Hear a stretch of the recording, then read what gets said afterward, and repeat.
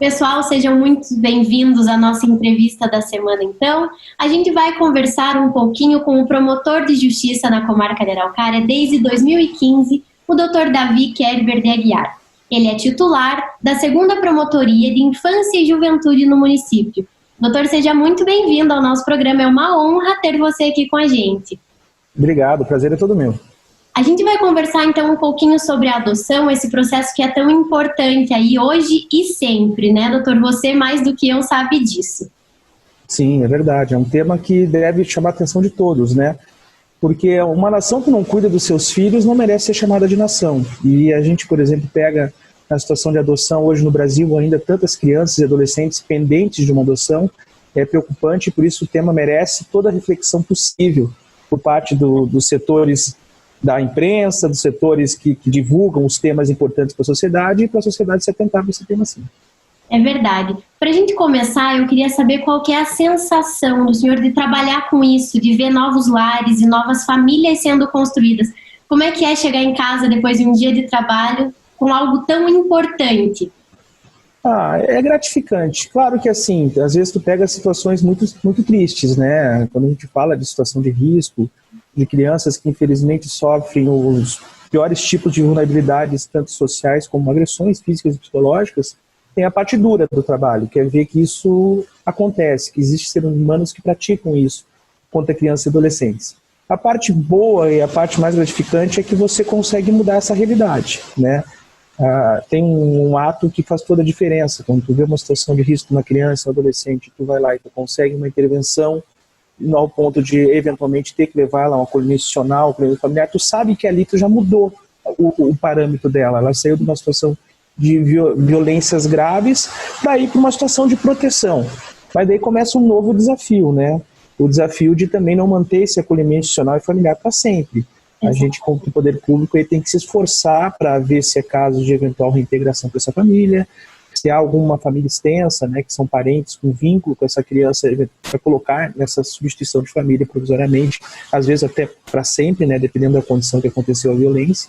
E por último, claro, e não menos importante, chegar a uma adoção, que às vezes é necessária, a gente não consegue fazer a reintegração, mas assim, eu me sinto muito gratificado. Eu já trabalhei em outras áreas, no Ministério Público, é óbvio, né, a área criminal, a área de patrimônio, mas é diferente trabalhar na infância, porque ali tu consegue ver o teu resultado um pouco mais rápido. É o que eu falei, aquele momento que tu vê a criança em risco e tu retira ela do risco, a situação foi melhorada dessa criança.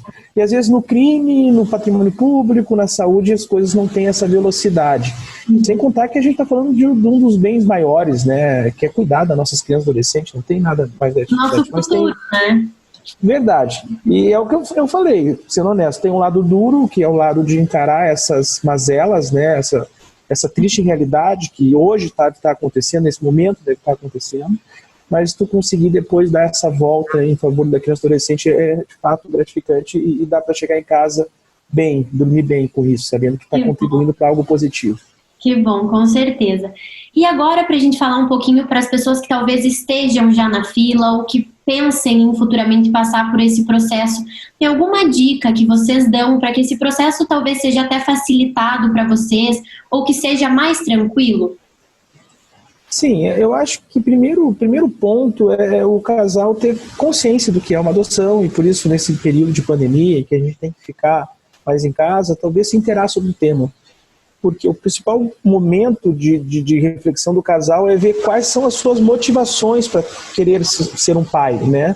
Ser uma mãe. Porque é um desafio. Os nossos pais que os digam, né? O desafio que eles enfrentaram com a gente também. Porque não pode ser motivações, por exemplo, assim, vontade de fazer caridade. Isso não é adoção. Tem outros locais para fazer isso e certamente uma adoção com esse embasamento ela não vai ser boa para criança ou adolescente.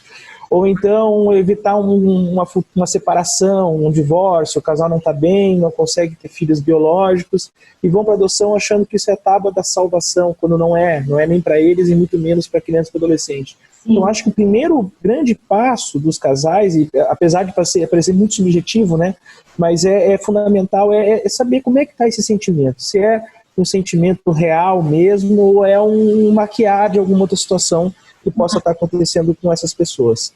Depois disso, e por isso que eu falo, depois disso eu acho importante continuar sempre se informando, participando de grupo de adoção, vendo palestras, vendo entrevistas. Mas depois disso, acho que daí é trabalhar com o perfil, né? Saber qual o perfil que você quer de criança e adolescente. Porque quando você faz no Sistema Nacional de Adoção o seu registro, o seu pedido de entrada no Sistema Nacional de Adoção, automaticamente você pode escolher o perfil. Isso é um direito do adotante, né, dos adotantes.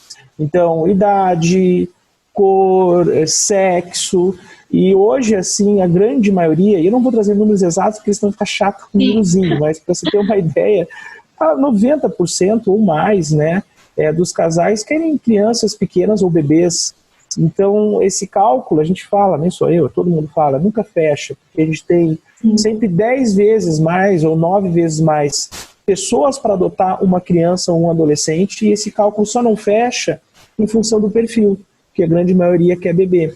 E por querer bebê, obviamente leva mais tempo. Hoje, para adotar um bebê, depois de habilitado no Sistema Nacional de Adoção, é 4, 5 anos de espera, né? Mas, por exemplo, o perfil de um casal que hoje deseja adotar um menino de 9, certamente, ou uma menina de 9, né? Certamente entrou no Sistema Nacional de Adoção, acredito que em um mês está iniciando uma aproximação, um estágio de convivência. Então é bem essa história daquele senso comum, né? Tanta gente para adotar, tantas crianças na fila, mas o problema então acaba sendo esse match do perfil, né? Então acaba... O match do perfil, é verdade, bem colocado. E eu acho que também é um pouco falta de se autoconhecer. Eu acho que daí a gente parte para a área ali da psicologia mesmo, né? Porque muitas vezes a pessoa se engana de achar que um bebê, por exemplo, vai dar menos trabalho. Claro. Bebê dá um baita trabalho, né? Eu acho que é o momento que os pais tenham mais o trabalho físico. Eu fico imaginando um pai e uma mãe que tem um perfil de trabalho noturno e que tem que descansar, um bebê vai alterar muito a rotina desse casal, né? E às vezes não, às vezes se eles entendem, puxa, mas se eu adotar uma criança de 6, que já tem um pouco a mais de independência, que vai ter os desafios da adoção, mas vai ser bom. Então, muda o perfil, já resolve até essa questão de organização familiar, e isso é positivo. O bebê, o filho natural, não nos permite uma organização familiar tão exata como numa adoção. Então, se a gente parar para pensar no racional, e a gente tem que ter o racional, a família tem um lado racional dela, às vezes a adoção, tu consegue até organizar isso melhor. E agora falando de quando a criança ou o adolescente já estão inseridos nessa nova família, o que o senhor aconselha para que seja feito, então, em conjunto, a família toda, para que essa adaptação seja mais fácil, mais tranquila, mais rápida? A gente sempre orienta que isso é uma decisão de um grupo familiar, né? Tanto que como é que funciona basicamente, não sei se eu posso só antecipar como é que funciona a habilitação para adoção, porque a gente consegue chegar nesse ponto também. Então a gente sabe que para se habilitar, tu vai buscar uma vara da infrajuventude de onde você reside, você vai separar seus documentos básicos, se é casado, outro ponto, não precisa ser casado, pode ser solteiro, mas se for casado, se for de casamento, se seu companheiro concorda com essa adoção, né? Então provavelmente ele se habilita junto. Os documentos pessoais, CPF, RG, comprovante de residência, tem que ter comprovante de rendimentos para a gente entender a questão social da família, mas não quer dizer que precisa ser rico, não quer dizer nada disso, é só para a gente saber se tem um mínimo para compor uma família dentro, uma criança dentro da família. A gente faz na sequência, busca certidões de antecedentes civis e criminais para ver o histórico da pessoa. A gente, enquanto Estado, não pode entregar uma criança que estava em risco para colocar ela de alto risco, né? E a gente busca a paternidade responsável. Então, a menina não pode ter um histórico criminoso, ou um histórico de insolvência civil grave, enfim, porque a gente quer o melhor para essa criança, para esse adolescente. Na sequência, a gente faz 2 estudos que são importantíssimos, né? Um estudo social e um estudo psicológico do casal. É tudo gratuito, não precisa de advogado. E nesses estudos, principalmente o social e o psicológico, a gente busca ver se a família também vai dar o suporte para essa adoção. Porque a gente pensa em tudo. A gente pode pensar que às vezes esses pais podem falhar, e aí como é que ficam os ascendentes? Eles vão abraçar essa adoção também? Os irmãos vão abraçar essa adoção? Então é uma etapa, sim, uma etapa da adoção é mostrar que isso não pode ser segredo para a família. Mas a metade da família não concorda, tudo bem, não concorda, paciência da metade não concorda, vai saber se isso foi debatido pela família e que o casal está disposto mesmo a pegar essa criança e compreender que ela não tem diferença nenhuma em relação a filho biológico ou não, né, ou adolescente, né. Enfim, então passa sim, essa é uma etapa importante do processo de habilitação, para ver até que ponto o casal tem esse também suporte familiar, mas é óbvio que isso não é determinante. É muito mais ver se a postura do casal mesmo é no sentido de não ter o segredo da adoção, que não faz sentido, não é bom para ninguém o segredo, nem para a criança ou para o adolescente, às vezes é até impossível, porque a idade ela tem memória, mas mesmo quando é um bebê, a gente também orienta a não trabalhar com segredo. O segredo não é bom em relacionamento nenhum. E uma relação de filiação muito menos. E não tem demérito nenhum. A adoção é uma filiação como qualquer outra. Exatamente. É verdade. E agora também, eu falei no início, né, que você já contribuiu muito para a nossa cidade, até aproveito o espaço para agradecer como cidadã de Araucária, para a gente falar um pouquinho também do projeto que você trouxe, que pôs, né, em funcionamento, que é o apadrinhamento afetivo. Como que ele funciona, como que foi trazer ele para Araucária, como que ele está atualmente? Então, esse é um projeto muito legal, porque, e não é, obviamente não fui eu que inventei, a gente copia coisas boas dos outros, né? Eu não saberia dizer nem quem é o autor desse projeto, porque ele acabou sendo disseminando nos locais, enfim. Mas a gente sabe que muitas vezes a gente não vai conseguir colocar um adolescente, por exemplo, família substituta através da adoção em função da idade, como eu coloquei em função da conta que não bate, o match que não bate, que não chega, né? E aí a gente tem que ter recursos para dar para esse menino, para essa menina, convivência familiar. Se a gente não consegue dar uma adoção para uma nova família, a gente talvez consiga um meio termo, é dar uma convivência, ele ter um ambiente familiar para ele conviver. O apadrinhamento afetivo é isso. São pessoas ou casais, né, que querem doar uma parte do tempo, do amor e do carinho para uma criança, para um adolescente que está em acolhimento institucional familiar, mas não quer ir para adoção. Não é o seu desejo de adoção. Ele quer, como a palavra diz, ele quer apadrinhar.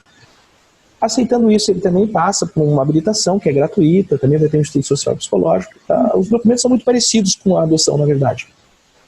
Para passar para o critério, para ver se tem condições.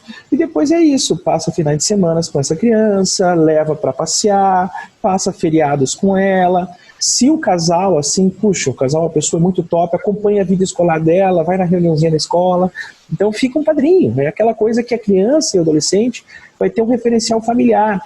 E é muito triste o que eu vou dizer por um lado, mas é muito bonito por outro. É muito triste porque essas crianças não tiveram noção nenhuma do que é uma família. Eles tiveram muita violação de direitos nos seus locais. Quando eles veem essa oportunidade de passar um simples café da manhã harmonioso numa casa estruturada, aquilo é abrir uma porta que eles nunca entraram. Eu gosto de citar esse exemplo porque ele é real. Nunca me esqueço o caso do menino, que tinha, acho que 14 anos, salvo engano, e foi com seus padrinhos a primeira vez no shopping. O menino não tinha andado numa escada rolante aos 14 anos de idade. E ficou maravilhado, ele ficou maravilhado, ele falou, tio, que eu vou fazer visitas nas casas de acolhimento, até porque é meu dever legal, mas é um prazer que eu tenho também meu, prometido também, e ele falou, tio, eu fui num lugar que a escada andava sozinho, ele estava maravilhado com a escada sozinho, então, e são outras histórias. É que ele vai ter por conta do padrinho, e alguém que ele confie, né, porque eu acho que é essa relação de confiança que essa criança, esse adolescente vai ter com alguém que torna uma referência na vida inteira dessa criança e que com certeza vai fazer a diferença. É realmente... É só a gente pautar a nossa vida, né? Você tem a referência da sua mãe, que é uma bela profissional, eu tenho as minhas referências. Então, assim, o que seria a gente sem referência? Não seria, olha, não digo nada, mas pouca coisa. Porque a gente é o que nos referencia. O mundo nos é apresentado através do olhar do outro. E aí que surge essa grande magia do apadrinhamento. E não vou também te mentir porque eu seria liviano, e aqui a nossa conversa é muito honesta. É claro que às vezes acontece até uma adoção, e a gente fica feliz com isso, né? É claro que a gente não busca o programa tentando adoções, porque a gente sabe que o perfil que os casais entraram é para apadrinhamento. Mas não raras vezes esse vínculo se fortalece de uma forma que nasceu. E quando nasce essa socioafetividade, não vai ter ninguém que vai dizer não. Por isso que até o perfil de crianças e adolescentes que a gente coloca nos programas de apadrinhamento são perfis em que já se tentou pesquisa no Sistema Nacional de Adoção e não teve casais. Então não representaria bula nenhuma no cadastro. Por quê? Porque não tem já. E por isso que eles migraram para esse programa. Que bacana. Doutora, eu não tenho como agradecer essa conversa. A gente poderia falar desse assunto horas e horas, mas eu estou aqui para agradecer, então, a tua contribuição. É muito lindo esse trabalho e eu acredito também que o pessoal vai gostar muito. Então, quem sabe a gente não vai fazendo mais entrevistas e mais conversas daqui para frente. Mas muito Legal. obrigada mesmo.